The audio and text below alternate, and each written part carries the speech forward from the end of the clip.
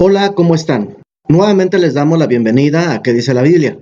Nuestro tema es pasajes bíblicos mal utilizados para apoyar la doctrina de la inmortalidad del alma. Mateo 17, 1 al 9, 2 Corintios 5, 6 al 8, Lucas 23, 42, 43, Mateo 22, 29 al 32. Estos y muchos otros versículos son malinterpretados para apoyar la inmortalidad del alma. Hoy dedicaremos nuestra atención a Lucas 16, 19 al 31, la parábola del rico y Lázaro. A pesar de lo que afirma la palabra de Dios, hay quienes toman pasajes de la Escritura para apoyar su creencia y tradición de que el ser humano continúa viviendo después de morir en un cielo o infierno, utilizando pasajes de la Biblia que, siendo mal entendidos, son usados por el pensamiento tradicional para apoyar su doctrina de una supuesta vida inmediatamente después de la muerte. Este pensamiento tradicional desde luego que no es el correcto, puesto que está contradiciendo lo que la Escritura dice. Uno de los pasajes más controvertidos y poco entendidos por el pueblo de Dios es el pasaje del rico y Lázaro, que lo encontramos en Lucas 16, 19 al 31. Pues bien, tomemos la hermenéutica y el contexto bíblico para entender este pasaje en su interpretación tratando de que sea la correcta. Siempre se ha enseñado que esta parábola enseña la doctrina de la inmortalidad del alma, y que enseña literalmente qué es lo que sucede con el espíritu de los malvados y de los condenados en un más allá antes de la resurrección. Lo que se enseña con esta falsedad respecto a esta parábola es muy peligroso y un error doctrinal. Esta parábola no es una historia real o literal como intentan hacernos creer los aparentes maestros bíblicos, quienes han degenerado el significado verdadero de esta parábola. Veamos por qué no es una historia real analizando las palabras del Señor Jesús, y después, tomando el contexto, nos daremos más luz a este pasaje y su interpretación. En el versículo 22, Jesús dijo en esa parábola que tanto el rico como Lázaro estaban muertos. Nuestro Señor no contradijo las Escrituras, ya que las Escrituras enseñan que los muertos están en el polvo de la tierra y sin ningún recuerdo, es decir, que no ven, ni sienten y no tienen pensamiento, simplemente pasan a descansar. Cristo dijo que el rico fue sepultado y estaba en el Hades. La Biblia jamás dice que el Hades sea el infierno. La palabra griega que aparece en este pasaje es Hades, no infierno.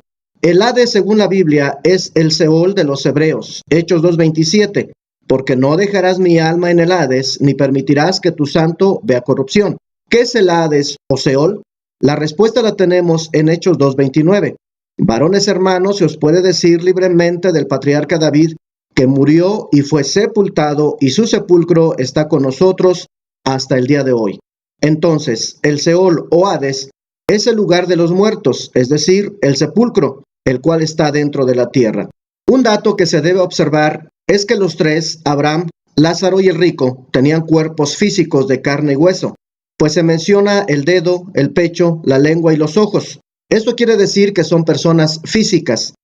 Esta parábola no tiene nada que ver con lo que ocurre con el espíritu humano después de la muerte, ya que Jesús dijo que un espíritu no tiene carne ni huesos. Lucas 24:39. Dicho todo esto, usted se preguntará por qué entonces en la parábola aparecen vivos y hablando entre ellos. La respuesta es muy simple. El Señor utilizó el estilo literario prosopopeya o personificación para contar la parábola. La prosopopeya es una figura de expresión que consiste en atribuir a las cosas inanimadas o abstractas acciones y cualidades propias de seres animados. Esta figura literaria aparece muchas veces en la Biblia, y la parábola del rico y Lázaro es una de esas prosopopeyas donde Cristo hace hablar a tres personas muertas, Abraham, el rico y Lázaro, como si estuvieran vivos. Otro ejemplo de esta figura literaria está en Génesis 4:10, Isaías capítulo 14, o Apocalipsis 6, 9 y 10, en donde todos estos pasajes se hacen hablar a personas muertas, como si estuvieran vivas. Otros ejemplos de esta figura literaria está en Génesis 4:10, Isaías capítulo 14 o Apocalipsis 6, 9 al 10. En todos estos pasajes se hace hablar a personas muertas como si estuvieran vivas. La Biblia enseña que los muertos están muertos, es decir, están sin conciencia, esperando la resurrección. No es como lo enseña la tradición, creyendo que, aunque alguien esté muerto, su alma sigue viviendo. Esta tradición no puede ser correcta, ya que contradice a la Escritura. Ahora, debemos utilizar el contexto de este pasaje para entender su verdadero significado ya que parece contradecir muchos otros pasajes. Para abrir el contexto lo haremos con una pregunta. ¿A quién contó Jesús esta historia? Lucas 16:1 enseña que el Señor habló a sus discípulos y les dio una enseñanza que terminó con la siguiente conclusión. Ningún siervo puede servir a dos señores, porque odiará a uno y amará al otro, o amará al uno y menospreciará al otro. No pueden servir a Dios y a las riquezas. Lucas 16:13. Los fariseos que andaban por ahí respondieron de la siguiente manera.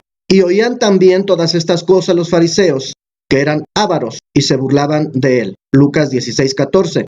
El contexto muestra desde su inicio el objetivo de la enseñanza del maestro, que fue hablar de las riquezas y lo ávaros que eran los fariseos. Inclusive el Señor les habla sobre repudiar a su mujer y el adulterio que comete quien se casa con ella. Lucas 16:18. Nunca, jamás el contexto muestra que Jesús enseñara la inmortalidad del alma como una doctrina bíblica.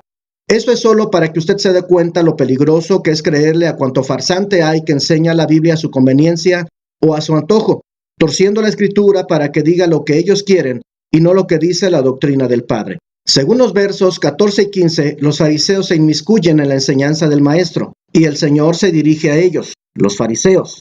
A ellos, Jesús contó la historia de Lázaro y el rico, y sus palabras estaban dirigidas a ellos. Fue solamente hasta que terminó esta historia que se volvió a los discípulos, porque leemos en Lucas 17:1, luego dijo a sus discípulos.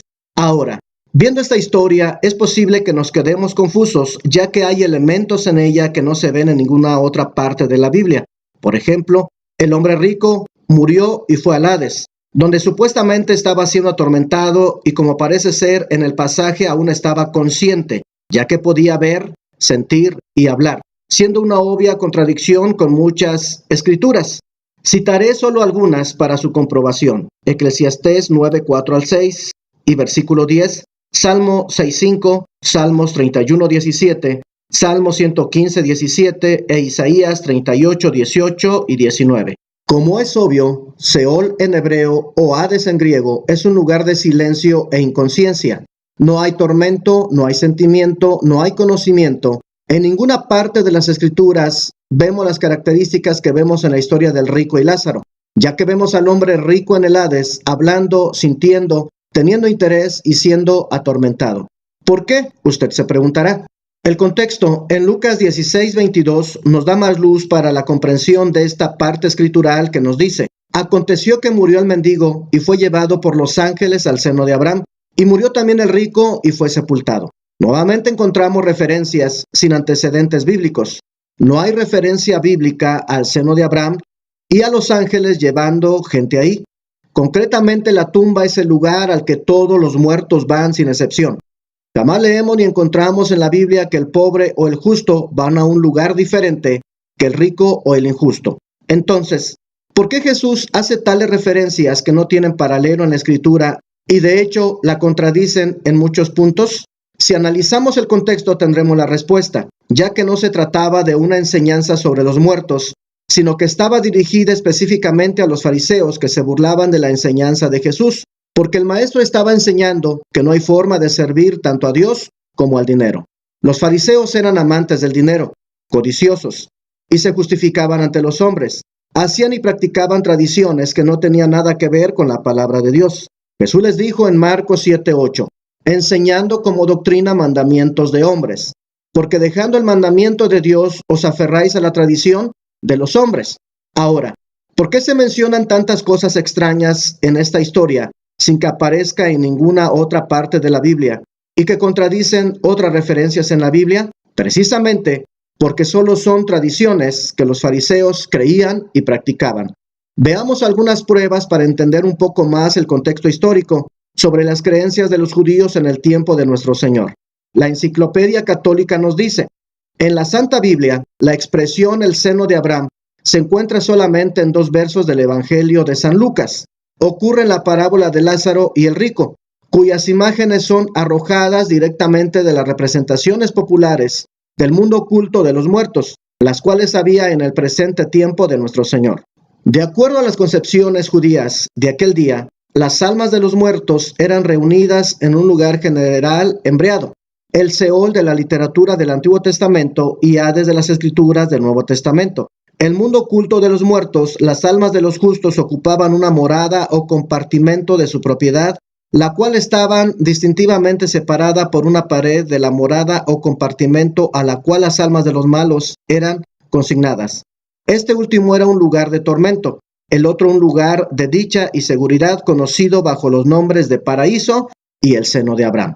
Los fariseos en la época de Jesús estaban corrompidos con las doctrinas diabólicas de la inmortalidad del alma y un sinnúmero de tradiciones. Esto lo sabemos por el historiador judío del siglo I, Flavio Josefo, al cual usted puede consultar para la comprobación de lo que estamos mencionando. El seno de Abraham, donde estaban los justos, llevados por los ángeles ahí, el castigo del injusto, el desconcierto entre estos dos lugares y los puntos que leímos en esta historia, así como la opinión, creencia y tradición de los fariseos, no tiene paralelo en ninguna otra parte de la Escritura, excepto en la historia de Lázaro y el hombre rico.